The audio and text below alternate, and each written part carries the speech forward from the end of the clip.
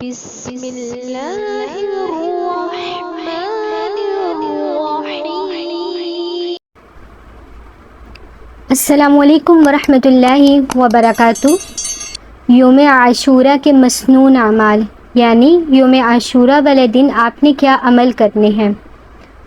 حضرت عبداللہ بن عباس رضی اللہ تعالی عنہ سے روایت ہے کہ رسول اللہ صلی اللہ علیہ وسلم مکہ سے ہجرت فرما کر مدینہ تشریف لائے تو آپ صلی اللہ علیہ وسلم نے یہود کو یوم عاشورہ یعنی 10 محرم کا روزہ رکھتے دیکھا۔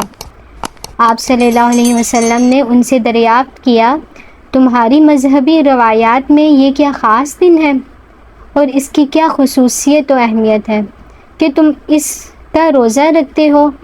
انہوں نے کہا کہ ہمارے ہاں یہ بڑی عظمت والا دن ہے، اس میں اللہ تعالیٰ نے موسیٰ علیہ السلام اور ان کی قوم بنی اسرائیل کو نجات دی تھی اور فرعون اور اس کے لشکر کو غرق کیا تھا، تو موسیٰ علیہ السلام نے اس انعام کے شکر میں اس دن کا روزہ رکھا تھا، اس لیے ہم بھی ان کی پیروی میں اس دن روزہ رکھتے ہیں۔ رسول اللہ صلی اللہ علیہ وسلم نے فرمایا، اللہ کے پیغمبر موسیٰ سے ہمارا تعلق تم سے زیادہ ہے اور ہم اس کے زیادہ حقدار ہیں۔ پھر رسول اللہ صلی اللہ علیہ وسلم نے خود بھی عاشورہ کا روزہ رکھا اور امت کو بھی اس دن کے روزے کا حکم دیا۔ صحیح بخاری اور صحیح مسلم کی یہ حدیث شریف ہے۔ آپ صلی اللہ علیہ وسلم نے یہ بھی فرمایا کہ مجھے اللہ سے امید ہے کہ اس کی برکت سے پہلے 1 سال کے گناہوں کی صفائی ہو جائے گی۔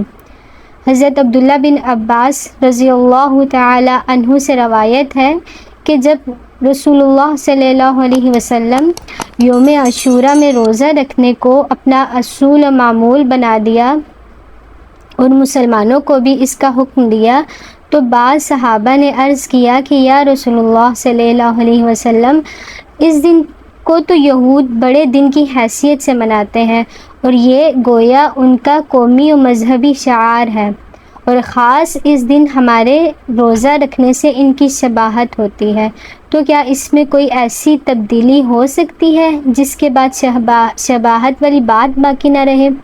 تو آپ صلی اللہ علیہ وسلم نے ارشاد فرمایا کہ انشاءاللہ جب اگلا سال آئے گا تو ہم 9ویں کا روزہ رکھیں گے۔ عبداللہ بن عباس رضی اللہ تعالی فرماتے ہیں، اگلے سال کا ماہ محرم آنے سے پہلے ہی آپ صلی اللہ علیہ وسلم کی وفات واقع ہوگی۔ صحیح مسلم کی حدیث ہے۔